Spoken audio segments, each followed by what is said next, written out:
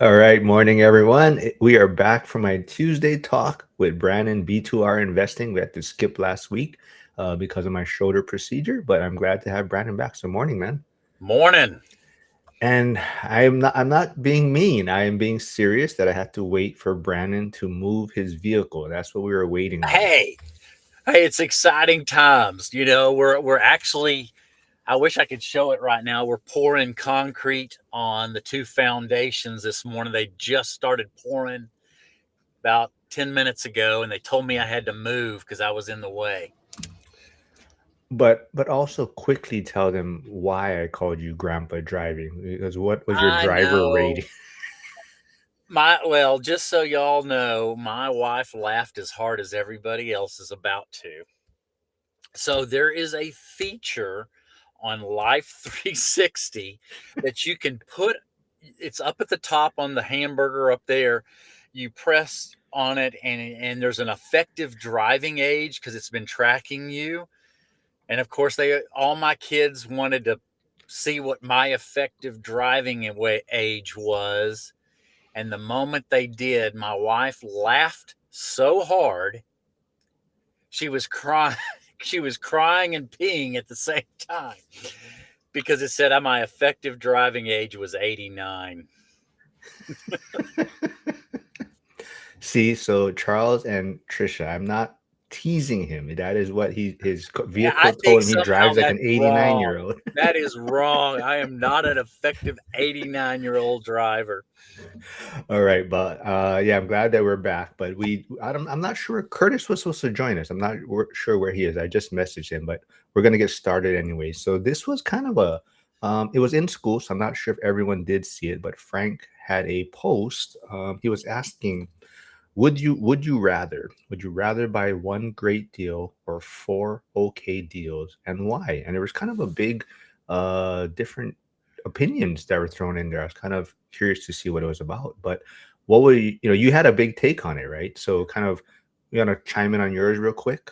I did. I do not believe in, and now it said it was four quote unquote okay deals versus one great deal. And that's trigger language for me. I do not believe in doing anything being okay or average because I think that is where most people's lives are. People settle for just okay and they live a just okay life, just barely getting back by. But I believe if your standards are great deals, good or great deals only, that's a higher standard and you get that first one. And I believe that first one being good, and I call that still a base hit. Let's just use examples. So a good deal, if average, or you want to call it just okay, is in my area 3%, 4% cash on cash return.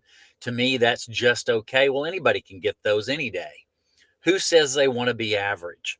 Not anybody I know or I want to be around. But great deals are probably double that, say 6 to 7, 8% cash on cash return. I think it's a launching point to raising your standard even higher because you don't know what a good deal is until you've bought it.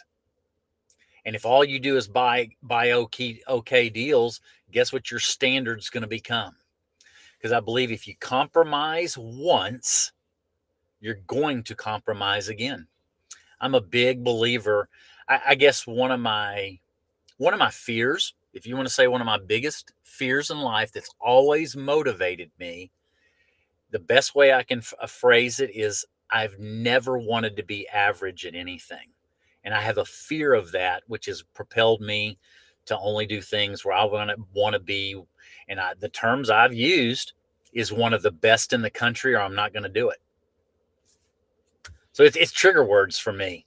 And I believe you should always start with a good deal. It might be a base hit, but now you know what a good deal looks like.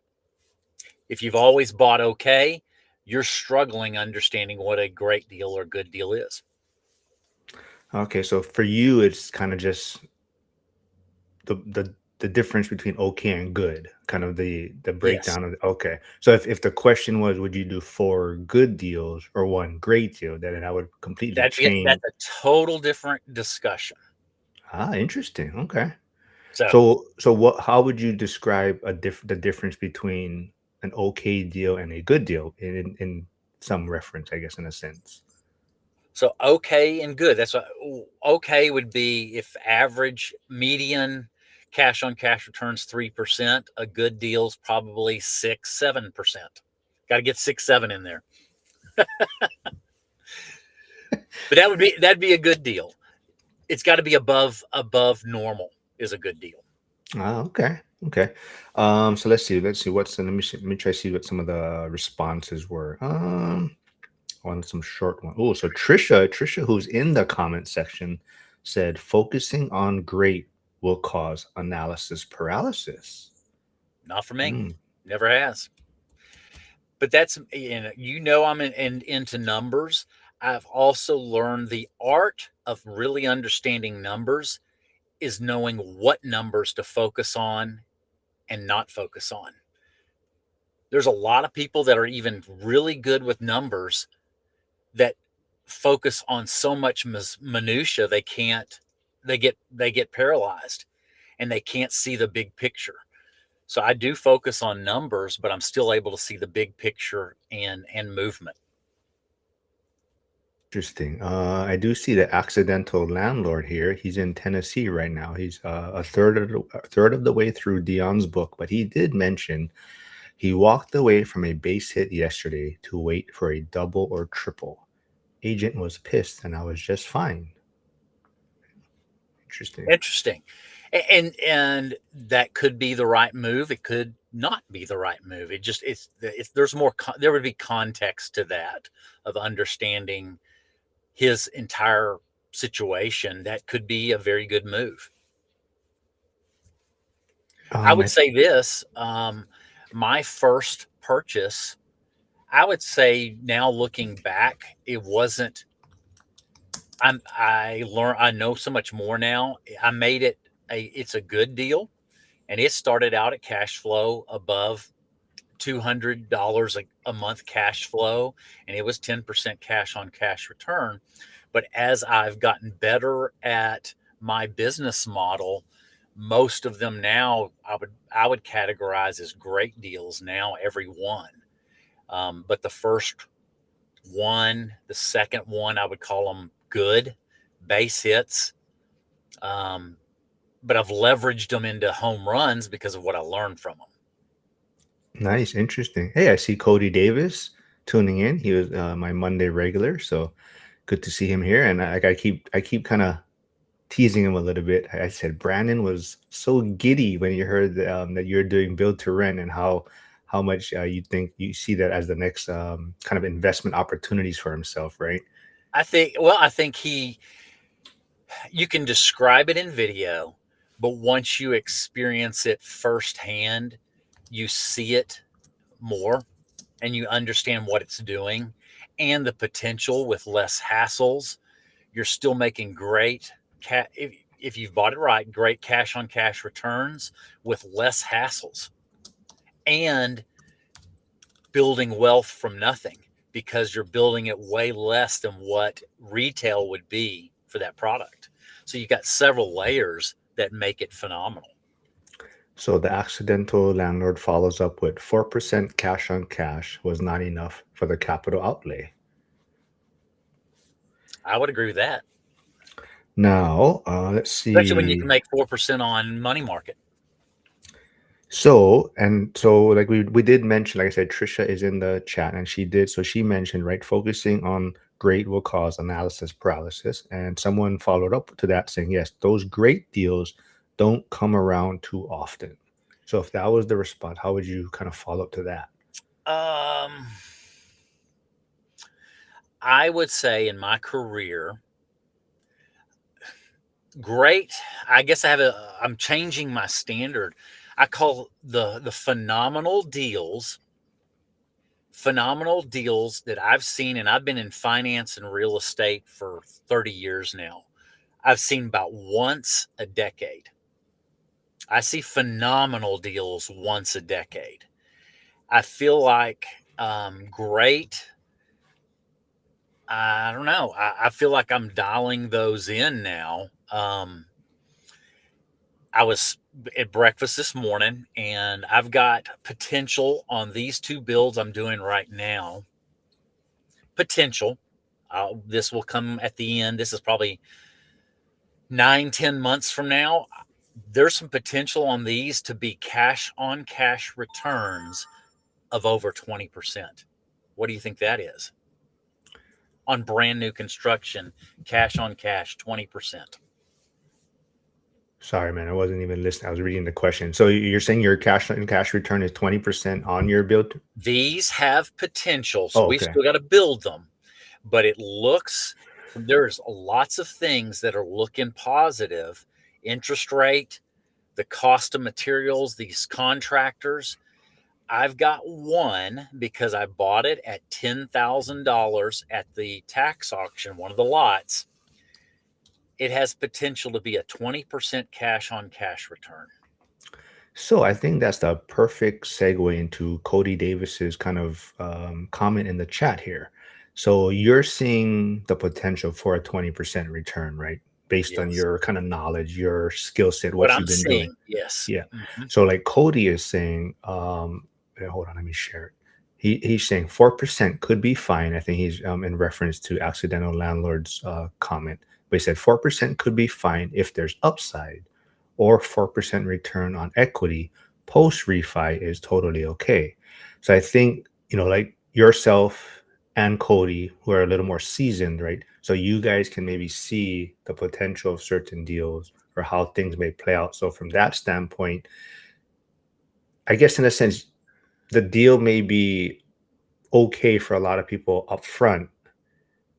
You're seeing the potential of it. So in your mind, it's a great deal, right?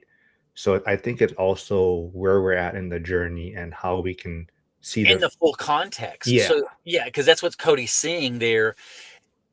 Somebody putting out one small snippet of the information really doesn't give enough information to give an even better answer to it. And that's what Cody was saying.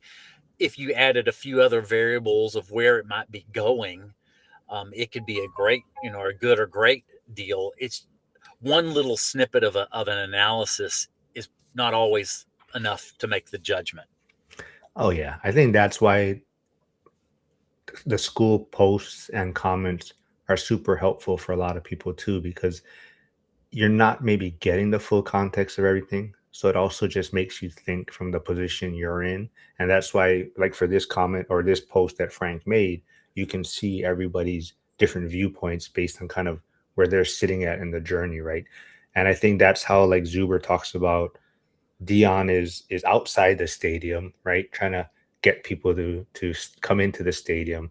Zuber's in the stadium, kind of helping the investors at that point, and then Lumberjack is the one more on the field, the operators trying to get them to excel in that portion of it. So they all Right. have a Yeah. different point in this journey, right? I just think I want to encourage everybody not to settle for average. I do think as a society and what I've seen in life experiences, there is a whole lot of people that are willing to settle for just okay. And I feel like as a life and a society as a general rule, just okay is the standard. And I do think this group has a higher standard. And I've never had regrets of raising my standard in any business I've run, any real estate I've done. I try to raise the standard reasonably, but raise the standard of my expectations from my first build to today. Total different standard. So Cody Davis says, example, $2 million property that you bought for 1 million way back when. You borrow a new loan at cost basis of million and have 1 million in equity. If only it only cash flows 4% on the equity, 40K a year. Right. I see what he's saying. Yeah. That'd be a pretty good deal. Hey, Chris Webb is here. I think he's in the process of moving to Idaho. Yep, moving to Idaho. Looks like I'll be going through Tennessee, Missouri, Kansas, Colorado, and Utah. Very cool. I'm sure you'll be checking out a lot of restaurants and eating at a lot of places, Chris, because he has all the restaurants lined up for Vegas. He said where he has them all planned out. So he has some interesting places. But I also want to talk about. I don't think Cody gets a lot of my references because of the age difference that we have. So like yesterday, I was talking about how when I'm driving now and it's raining, it's like it's weird that you turn the radio down to feel like you can see better now when you're driving. And I don't think Cody got, but you definitely agreed with me on that. Oh my, yes. I feel like I drive better too. I need total focus. Yeah, it's wild. And I sent Cody a GIF on a message he sent me, and it was a Friends reference from the Friends TV show. And I said, you know what? I don't even think he probably knows what that is. And sure enough, he had no idea what that was in reference to. But let's see what else. This one was very interesting. I love Joseph Cachapalia, who's in San Antonio, but he also does fractional real estate. So I actually do got to catch up with him on that. But he says, if I'm sitting on a bunch of cash, I'll take the okay deals to get more fully invested. Otherwise, I'm just looking for great deals.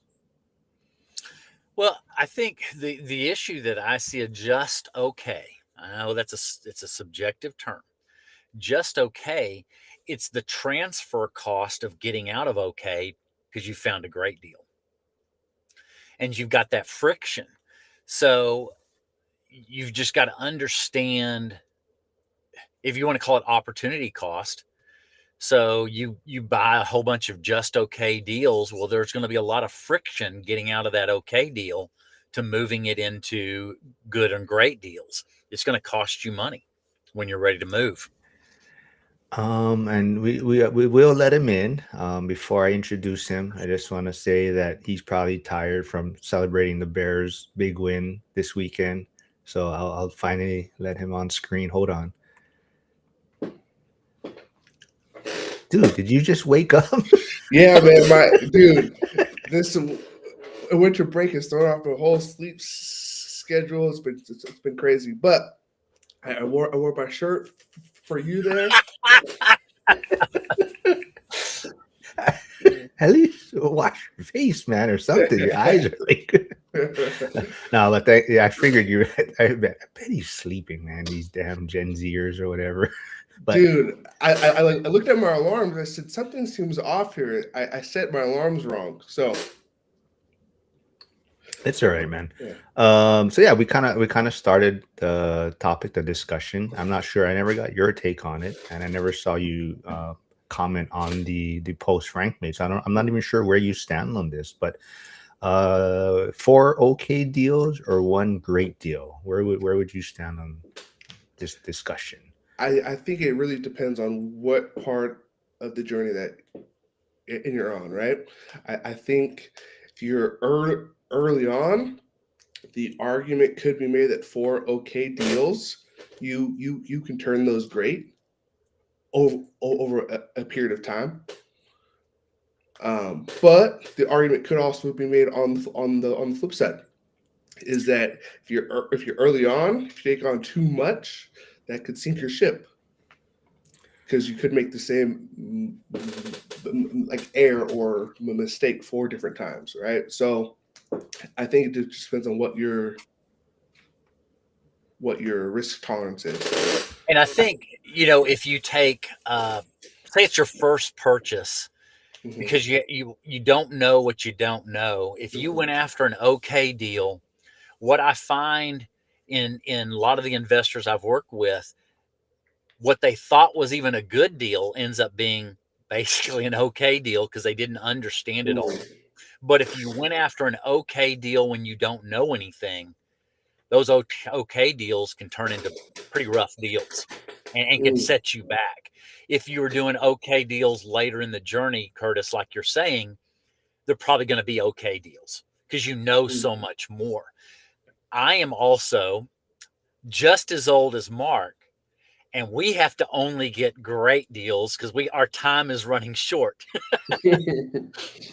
Oh, hold on, man. You I okay? had to put that in. Next time, I'm gonna show your twin brother on this live No, and you better. see. That's not me. Um, you know, But I will say, because I'm older, I have to get good and great deals. I have a lot shorter window, but I also have a lot more life experiences, and I can see those good and great deals pretty easy. before we move on too, and it's been a while, that's why. So I'm not even sure if a lot of people in the chat section know who Curtis is. So Curtis, maybe quickly introduce yourself. Curtis does have a YouTube channel, so Curtis's channel is in the chat. I think he might be streaming. I don't know if you had a chance to connect your Yep. channel, but Yeah, I did. maybe go jump over there, hit subscribe. Don't have to worry about subscribing to Brannon's one right now since he's passed me in subscriber count. But I do want to give a shout out to Coach Nick, Lead Pray Huddle. He did hit 300 subscribers yesterday, so pretty cool. But yeah, go ahead, Curtis. Yeah, so I'm a house hacker just south of Seattle. My first house hack was kind of my claim to fame, where I got a duplex, about 40K under list price, and then I converted one side from a 3-bed, 1.5 bath to basically a 2-1 and a studio. The primary suite had its own exterior door, so I kind of sealed it up. Lived in about 200 square feet, no shower, no kitchen. Um, it was an interesting time for about 14 to 16 months. But you do want to clarify that you showered, because there's a lot of people like to chat, Yes. right? Like that. Yeah. Oh, yeah. That always comes up like, well, how did you clean yourself? It's like, okay, well, there's alternatives. So I would shower at work. I am a PE teacher, so in my office was my own personal shower. Shower at the gym, at my mom's house, or if I had a girlfriend at the time, at her house. All right, very cool. Like I said, I think Brandon slightly touched on it. So I think maybe you're still sleeping apparently. I don't know if you heard, I don't know if you heard him say though, it's really the difference between okay and good deal, right? Yeah, okay and good deal, Yeah, right? that's it. That's pretty much what it is. So if Frank changed the wording to say, would Mm. you take 4 good deals? That would Mm. change his whole kind of response to that post, Right. I guess. I just took exactly what he said. That's all I can interpret. Yeah, Mhm. and I think where is it? Hyder is saying yes. He says I agree with Brannon. People get comfortable in position, poor, average, etc., so that any opportunity to grow gets used for pleasure rather than growth. Hmm.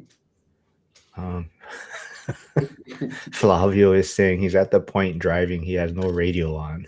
Yeah, This the is a older I get, there's times I drive without anything on. I just need the quiet time. The thing, Curtis, did you hear that Brannon drives like an 89-year-old? That's what his rating came up. No, that's what his vehicle rating came up as Curtis, his did you drive. know that there's a button on Life 360 that will give your driving age based off of your history? Oh wow! Well, My teenagers showed it to me 2 days ago, and they laughed when they pressed mine. you look really good for 89 There though. you go. There you go. Um, Well, what was Char- scary is my wife was 16. Her driving age was like a 16-year-old, and my daughter's was like a 16. These are my worst drivers in the family. Charles does have a great comment here. He says Matt has the rent box, Mike has the buy box, and Dion has the Y box. And he says, I'm standing by the cash box. And I'm doing the build box. Very. Hmm. And Curtis got the house hack. Yeah, house Yeah. hack box. Yeah. But there was a question for you, Curtis. It Hmm. says before you dig into this topic a little more, it was about apartments. Did you get? I think someone asked if you got that. Oh, here, Oh, Curtis, did you get the apartment deals? I guess you were working on. we will find out. I have a meeting with him on January 3rd. He wanted to wait till the new year, and I want to shout out. I always say it wrong. Is it Brandon or Brannon? Brannon. No D. Brannon, because So this seller, he said, "Hey, I'm interested in giving you my portfolio fee like lease option. I'm one of three people." I said, "Well, thank you for even considering me." He's an older guy, so it's like his in retirement. He's passing it down, right? And so he said, "Hey, but before we meet, can you fill out a personal financial statement?" And I said, "Yeah, no problem. I'll get it to you in a couple days." I had no idea what that even was. Like, so I had to Google. I was like, "Oh, someone in school has probably done this." So I went and actually found yours. And so I'd posted it out there quite a while ago. Yeah. yeah, so I actually used your template. I sent it over to him. He had some questions based on Chat GPT. He actually sent me back what Chat GPT said, and I sent him like the clarifications. And so I wanted to thank you for that because it looks like I'm gonna have a shot now. So Good. Good. Don't ever give me a shout out or anything. But hold on, let's see. Let's see. Hey, Harrison's here. Um. Oh, Yasik says, when is Curtis's book coming out? No Shower to Millionaire. How REI can change your life. Well, according to the statement, I'm a little ways away. So But you know, like I said, it's kind of a little off topic as usual. But I think you mentioned about filling that out, right? Like Mhm. putting your financial statement out there. Was that you were kind of like, huh? Like I didn't maybe realize what my worth was, right? Like you're saying, from the cash flow from the rentals, you're like, I'm paying for this maintenance, I'm paying for this. But then when you see it on paper, like the assets you have, then you're kind of like, oh, okay, this is kind of working, right? Like this is Yeah. working in a sense, right? Yeah, it's kind of it was nice because you don't always see those numbers unless you do like a refinance or something like that. The numbers are kind of just I don't want to say fake, but they're kind of just out there. And then when you put them all on paper and you add up all the numbers, you're like, huh, okay, I guess holding a property for a couple of years does do something for you. I think, what I like about that one, the features of it. So I do mine twice a year, but there's reasons of keeping me focused. So I'm putting out there what the principal pay down is on all the properties. I'm putting in, of course, what the value is of the properties. But that first page, using it where you're putting in all your expenses to all your revenues is kind of a statement of cash flow, and it keeps you on perspective of, hey, do I need to reduce my expenses if I keep my revenues growing or the same, but I've reduced my expenses? I'm having additional cash flow. It's all in there of things that help you what to focus on. So I do it, and then to be able to see, hey, I've got these 12 for me, these 13 properties. I'm paying down in a year $70,000 worth of principal. It keeps you excited on what you're accomplishing, and like Curtis, like you're saying, if you're not seeing it, you don't realize all the great things that are happening, and so it really is just showing you, hey, you're on the right track, or maybe you're getting a little off track. I bought these expenses, and now I've this year, then if because the analysis is the best looking year after year. I've got them all the way back to 2017 and can show the progression to 2017 to 2018 and now to 2025. I can see what was happening in our personal finances, which is a form of a business, especially owning real estate. I can see the changes over time, but then you also think about your actions throughout the year. Hey, if I add this payment on this car, well, guess what it's going to do to my personal financial statement? Then I've got to put in the real value of that car after I purchase it, and then I've got to add that expense to my statement of cash flow. So it really keeps you on task. Mhm. Another comment from the post that Frank had was from Yinka. It says, I will say baby steps first and crawl before walking because those four okay deals will prepare me for my one great deal. And without those okay deals, I will not know a great deal. For me, okay is just fine. Mm. Curtis, you have any thoughts on that one? Yeah. So for those that don't know, in the Northwest, we have Dion's group, Tacoma F.I.R.E. They'll recently changed over to for financial freedom for the lazy person. And our group, we always talk about it's about the base hits. And I guess if you're saying an okay deal is a base hit, a lot of our group kind of follows that. And if you're saying like a great deal is like a home run or something like that, it's just get on base. Now, four, I think that's where the argument starts. Is like, okay, do you need four base hits? Or right, so I think the number is pretty interesting, but I do like the idea of just getting those base hits. So, so for Brannon, let's say like a lot of, I know it's for you, it's just more like the way it was presented, right? Okay Mhm. versus good deal in a sense, right? Right. But let's say if you look at it from diversification, where having multiple, I guess, streams of income, you could say, would that be helpful for your portfolio instead of just one great deal, which now kind of relies on that one deal working out? Hmm. Man, it's just so subjective. What is an Yeah, okay? no, What oh is yeah, good? absolutely. Mhm. A base hit. You can win a game with a lot of base hits. Let's just go to the baseball analogy. It's about getting on base. Um, you can win a lot of games. People playing small ball. That's what they call it in baseball. You can win a lot of games playing that small ball.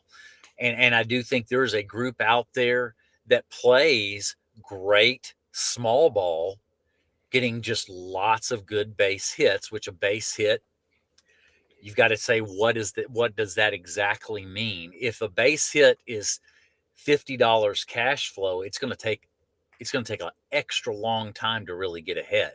Is a base hit, you know, $200 a month cash flow, that's 5 or 6% cash on cash return. It's you have to dial that in.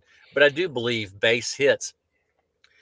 I I think the first one is going to end up being a base hit. You just don't know enough to know. There's very few stories that I'm aware of someone their very first purchase was a massive home run. You don't hear it very often. Most everybody starts with that analogy of the base hit, and they learn more, and then they can get better products after that. But if you have any too many of just okay, I think it prolongs the journey.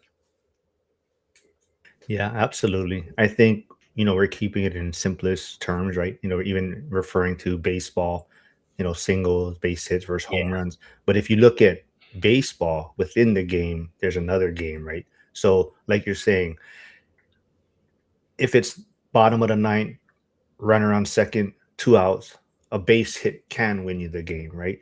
So it's right. all situational, right? Yep. So early in the game, when maybe there's a pitcher that you've hit 500 off of for your career, the opportunity for you to hit a home run is more available. Possibly you might be able to handle the pitches that he throws more effectively. So it's, within the game of baseball, it's all situational too, right? Different counts, different outs, where the runners are. So that's just like even real estate investing. It could depend where you're at in your journey.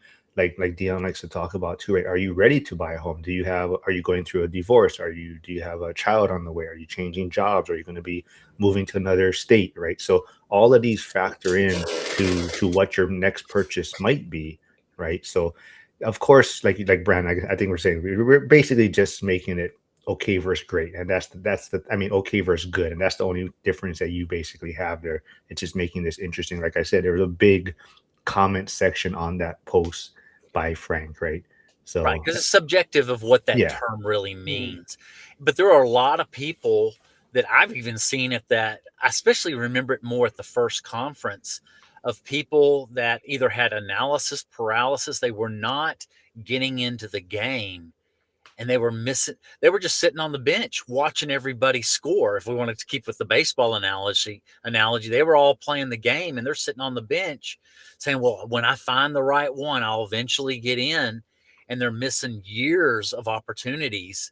So you just gotta know when to do it, and you got to get into the game. And that, I think that base hit, the very first one, just getting into it and actualizing your goals can make it a home run by just getting into the game of a decent one that you don't fail at, that you're making a little bit of money, but you're learning from it, turns that, let's just say, bunt or base hit into a home run. It's what you're learning from it.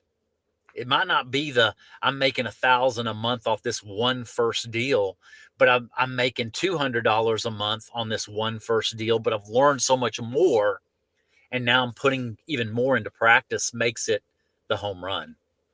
Yeah, and I think when you had said I've never seen anyone get a really great deal on their first one, I think maybe some people were bamboozled during that low interest rate time because there was a lot of ways to make the deals work on paper There, then. there were. And then now, game conditions have changed. Now, Randy Johnson is out on the mound. Now it's starting to rain a little bit, right? So it's changed a little bit. So I'm not sure if it's as easy to find a great deal now. So that's why I really agree with you guys. It's about just get on base if possible. If you've been on the sidelines for a bit. Yeah, absolutely. Right. Because even for those, their game is based on base hits, and maybe they're a guy that steals a lot of bases, so they get on base, and now, like to Brannon's point, right, you do build to rent, or you have the vision to see how a prop an investment is going to play out, possibly, right, if you're doing the build to rent. So like a person who gets on base but is able to steal second, steal third, and I'll score on a pass ball. They're scoring a run in a different way, but that's their skill set in a sense, right? So, like to Brannon's point, like for you, the build to rent model, maybe initially it may look average or okay, but you have the vision to see, like you're saying, 20% return or whatnot on the end product, right? It's almost like Mike's slow burr. It progresses extremely slowly. So I've got to be thinking ahead. Okay, when I was looking at these bills, I'm watching lumber futures. I'm looking at the lumber futures website, and I'm like, okay, this is the time to strike. Lumber per thousand board feet's at the lowest it's been in the last 12 months. My lumber packages are going to be very good. But then I'm also looking at all the other materials. I'm looking at how busy are the subs. I'm looking at what is the interest rate environment. What do I forecast for the next 9 months? Do I see interest rates going higher? Do I see them staying the same or possibly going lower? And if all these things look in alignment, that's where I think I'm in this little window when a lot of builders are slowing down right now. They're trying to unload the inventory they already have. Well, then all the contractors are hungry, and they're looking for work, and they're going to price their labor as cheap as they can to let nobody else get that bid, so they at least can make a little bit of money. Is better than no money. Then the materials are down. Then the interest rates look to be down over the next 12 months. I have to stay way far ahead. And then I'm also got to be looking at land banking. I've got to be thinking 2 years, 3 years out. Do I have my dirt for the next projects? Because I can't be feeling desperate when I'm out of lands. I'm really thinking not just today, but even on all my projects, I'm 2, 3 years out mentally in everything that I'm doing. Yeah, Jim is saying, the grumpy contractor is saying, you have to start and get your hits. That's how you learn. Yep. I think to that point too, is even like I keep talking about baseball, but even within baseball, right? It's understanding which pitches you can hit, which pitches you can drive, right? So there are certain pitches that are in your zone that you have a better chance to hit a home run. There's certain pitches that are probably not your strength, but if it's two strikes and it's close enough, you're going to have to swing and maybe get a base hit, right? So it's also understanding your strengths and weaknesses with your swing, what the situation of the game is. But yes, you'll never learn what your strengths are until you kind of get into the game and take the bat off your shoulders, right? So I think that's the biggest thing. No matter whatever standpoint we're coming from in this, it's basically, get involved. Don't sit on the sidelines, and you got to jump in to learn a little bit, right? And it So could be that everybody has a specific pitch, or everybody has a specific model that is in their natural skill set. And you're waiting for that specific right situation that fits your skill set. though, with that said, one, if you're really inexperienced, you may not even know what that model is. You're So still learning at the very beginning. You're right. yeah, yeah, and so you're kind of just there. And I think one great thing about our community and online is also kind of one downside is that we go up to the pitching mound, we're ready, right? We're off the sideline, we're there, but we don't want to strike out and kind of embarrass ourselves to a swing and miss. I think that can be a thing too. Especially as we tell people, hey, make a YouTube channel, or hey, share out with what and you're doing. It's not always great to do that when you go and you miss. But Curtis, I think I see it a little different in an encouraging way. You look in any audience of your most successful people in anything, I'll bet you money they are the people that have had more failures than others. They were willing to go out there and say, you know what? I know I'm going to fail, but I'm going to adjust and learn from it. I have lots of failures over the last 30, 40 years. I've just been not scared to fail. And I've gone out there and learned how to fail and fail forward. If you look at Michael, Dion, a lumberjack, I guarantee you they'll tell you they've had lots of little failures and they're not afraid of them. They learn. So don't be afraid to have, you just want to have, the only way it's a failure is you don't learn from it. I have started a couple of businesses. I started one venture. I lost the money. The failed. Thank goodness it wasn't fatal. I lost 25 grand in 2 months but I learned something from it. I'm willing. I'm going to switch to football. Okay, I know some of y'all know the Cowboys. They suck now, but they used to be America's team. What I used to get ticked off the most, if y'all remember, called the prevent defense. What did the prevent defense do? It caused the other team to start winning. When you play not to lose, you lose because you're not aggressive and willing to make those little mistakes.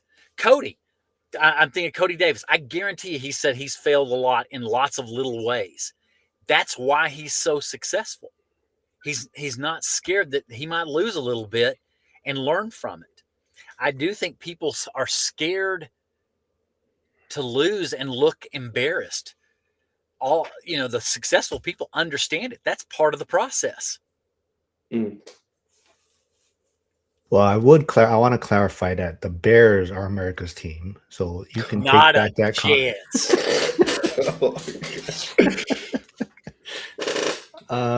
Yeah, no, but I tell everyone definitely, failure is part of it, and you have to get over that hump.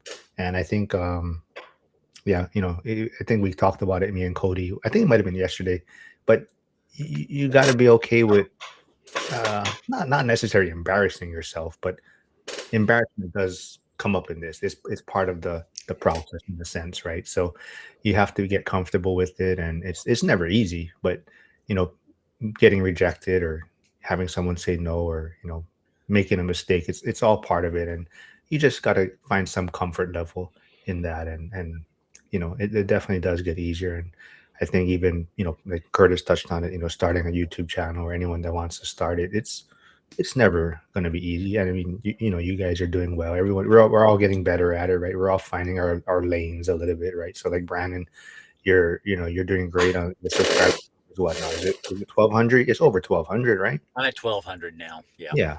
And then And my format is the live format is not my best lane, though I'm doing it. It's getting in front of the whiteboard and using my whiteboard teaching is where I'm getting my most enjoyment. Whether it's getting in, all the views I'd love like the live does in the amount of time, it's communicating the part of my mission of why I did the YouTube channel was to teach. Chris Webb is saying, I think Dion kind of touched on, I think even Gus, who looks like he's here on Instagram, he kind of commented on this or on the live stream on Friday that he was on. But he says, starting a venture is always a possible of failing, but can be considered an education. If you buy a property and lose it, that's a X number of dollars education bill. Yeah. However, the only paid a part of it, so it is not a full loss financially. Yeah. Right. Old guy REI says, I'm trying to get my failures out of the way early. Oh yeah, fail fast. I think this is someone's catchphrase. Actually, I want to touch also. Ike Hobbs is here. He he posted something on X that had me chuckling, but he was talking about how it just seemed like these last 2 weeks of the year is like useless. Like it's impossible to get work done from anyone. Like you email someone, it's like, oh, I'm out of the office until January, whatever. And I think he was trying to refinance something, or he was working on some project, and he's like emailed them, and they're like, oh yeah, just sorry, we'll be out of the office for 2 weeks. And he's just like, man, what a waste of 2 weeks of the year. Yeah, although with that said, I was getting nervous because I had a tenant move. It was expected, but kind of unexpected, and so I was like, "Oh my gosh, how am I going to find a tenant during the holidays? Like, this is gonna be tough." But I did it, so we have a lease signing on Sunday. Oh, nice. Yeah, I saw you doing some work on the unit. Chris Webb, who's moving to Idaho from Virginia, says, Brannon, I will be talking to you in Vegas. I think I want to build when I move. Oh, Awesome. yeah. Chris Webb, what part of Idaho? He's gonna be taking a professor position at Lewis Clark State, I believe. I think that was what he said. So I don't know wherever that is, somewhere in that area. Yeah, I think I will. I still am at the point of 22 units is probably when I'm primarily done. Now I would not turn down a great deal, but I also know I love building so much. I get the best descriptions. I get a little antsy and itchy if I'm not building, and I'm already thinking of the next build for my wife and I. I know that's probably 10 years away, but I'm already starting to think of some ideas and what I'm going to do on that build and the extra, because that's going to be a custom build for us. Some of the stuff that I've seen out there, I think I'll stay building for a long time. I love it. Now, question for you. So this long view, right? You said I'm 2-3 years out on these projects. I'm 10 years out on this on you and your wife's build. How did you get this long term like mindset, or is this something that you've always had? I do think ahead. I have always been a planner and set goals. I, I'll, I 6 years ago, I wrote in 2019. It's sitting in my desk drawer today. So I guess I've been groomed that way to think longer out. I wrote down in 2019 how much real estate per year I needed to acquire, and I was looking at it just the other day. This is a 6-year-old piece of paper. I wrote what I wanted to do every year, and I pretty much have gotten a lot of that done. I did it also when I was in sports. I had written down, hey, I want to make Team USA's triathlon team. It took me 6 years to get there. So I'm used to having long term. I guess I was just groomed that way. I had a long term goals that even though it might take multiple years, it doesn't bother me thinking out that far ahead. Hmm. I'm trying to. So I see Gus here. What's up, Gus? Gus was on the live stream on Friday. He's a great first time guest. He's doing a lot of cool stuff in Maine. I believe he has 73 units. But go. Oh wow. Um, he's also a realtor out there. So if anyone wants to invest out there, but Marlon RE says all these base hit activists sound like excuses to not follow what the experts suggest. Experts being the three amigos. 10 years ago, it didn't matter, but not today. Hmm. Trying to. Well, what's interesting about that is that the one that says the base hit is Dion, and he's one of the three amigos. Um, I'm trying to figure out what the last part of that means. 10 years Yeah, ago, I don't it quite didn't matter, but not today. But then he also follows up with plan ahead. It's a 30-year loan. Treat it that way. So I'm trying to. be thinking long term. hmm, Well, to that point, I would hmm, say over time, and we've talked about it before, time heals most deals. So getting a base hit or okay or good deal over 30 years, chances are in the end, you know, chances are you'll be fine, right? So hmm. if you're looking at it from that standpoint of a 30-year loan treated that way, then going with a base hit should work out in 30 years, I would say. I think of a book that maybe you know me and my books. Well, I think of a book that was written uh, a couple of decades ago, and it talked about good is the enemy of great.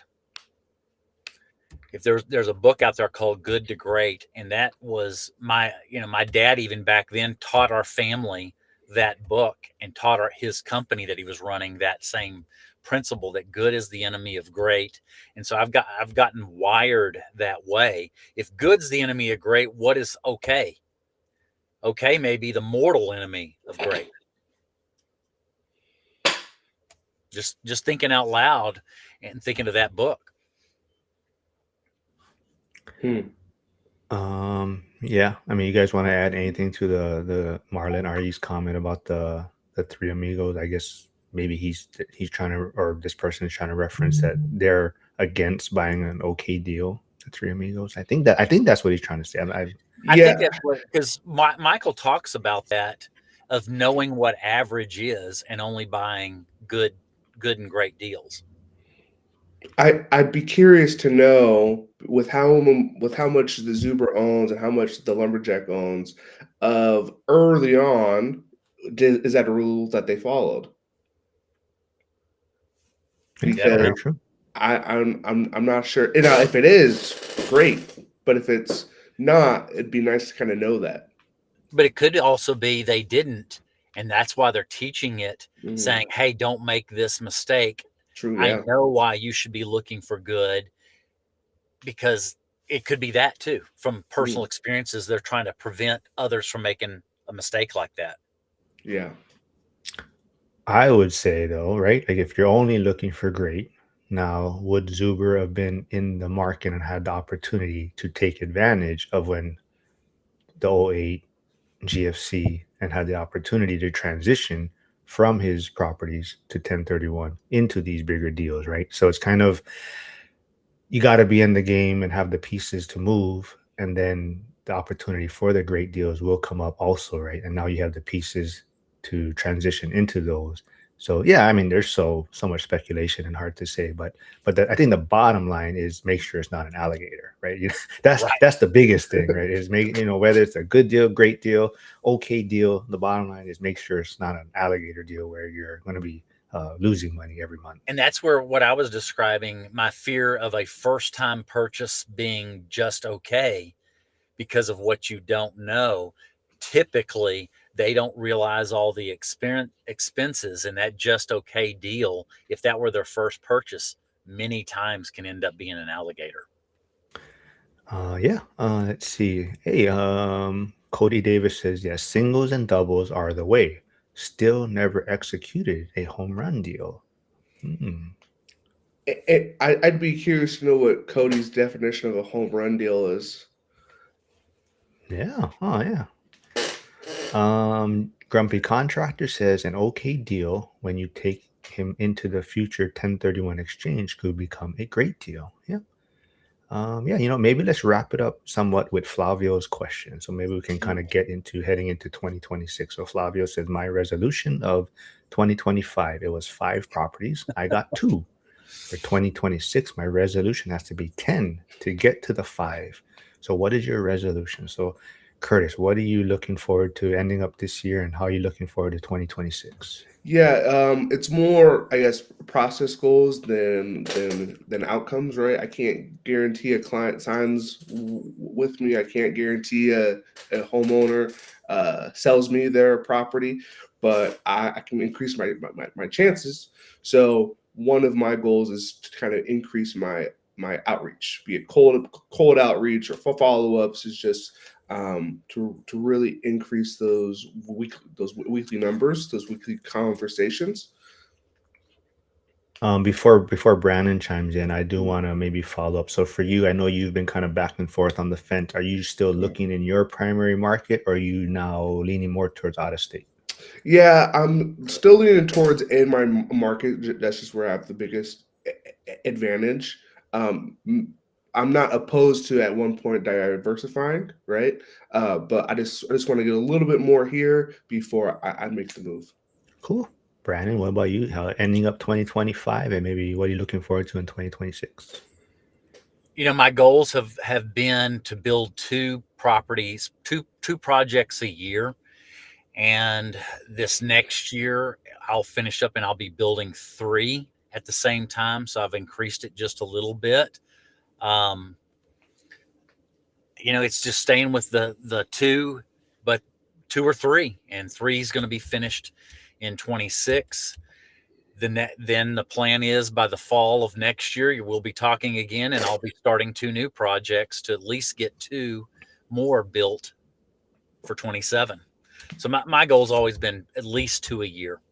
Cool. Like I said, there is Curtis and there is Brandon's YouTube channels in the chat. So if you haven't yet, please go subscribe there.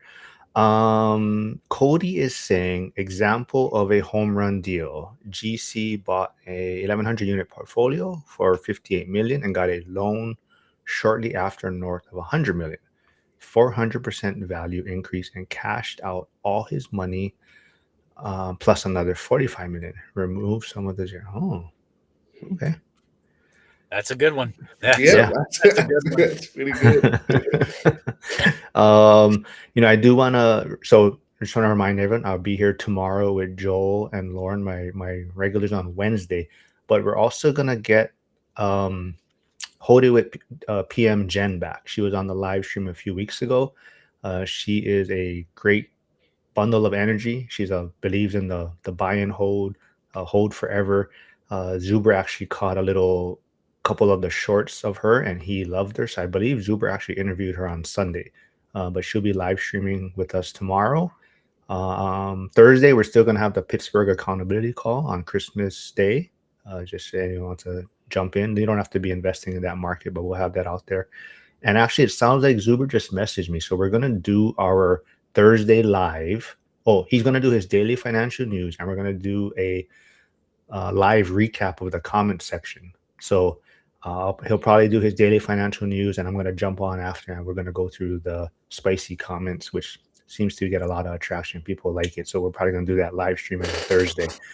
And I do want to wrap it up there. I want to wrap it up though with one thing. Curtis, I did see you have a post on Facebook, I believe. You were talking about how you were dead tired. You were like coaching, you had maybe a showing and all these things, and someone dragged you out to an event, right? And then I think you made some sort of connection there, right? Yeah. So I was teaching, then we had a basketball game, and then me and my friend were just supposed to meet for a drinking talk about like an event that we're trying to plan. And then he was like, "Hey, come to this networking event." I said, I don't really want to. I've been up since 6 a.m. Nah, I'm good. He said, "No, you should really come." So then I went to the event. They had great tacos there. There's great people, and I got a Chamber of Commerce like free entry just for like being there. And so sometimes it's about just being there, even if you don't want to be there. Yeah, very cool. I mean, I think everyone's getting excited. It's what's about less than 6 weeks away, the Vegas event. Brandon's going to be speaking there. So I think a lot of people are looking forward to that. And you're the Monday I mean, not Monday, but Friday coffee's all set up, Brandon, for Yep, Vegas. we got it. It's all set up Friday morning at Denny's on the Strip. And you're treating everyone. Is that what I heard? I did not hear that at all. Well, I think that one's gonna have a great turnout. I think the midnight at Denny's, a lot of people are kind of it's a little late for me, but a lot of people are looking forward to the Friday coffee at Denny's. So that should Yep. be a great turnout also. Yeah, everyone, like I said, thanks for tuning in. I know it's a busy time of the year. It's getting kind of hectic, Christmas, New Year's. But thanks for tuning in. And like I said, I'll be here same time tomorrow. And